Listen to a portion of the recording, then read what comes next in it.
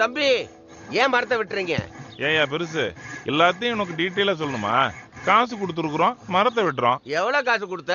செங்க சொல்லி கொடுத்துருக்கோம், 20,000 ரூபாய். ஓயா, நீங்க ஆரம்பிங்கடா. உங்களுக்கெல்லாம் இதனுடைய மதிப்பே தெரியலடா. இது வெறும் மரம் மட்டும் இல்லடா, நம்மள வாழ வைக்கிற தெய்வம்.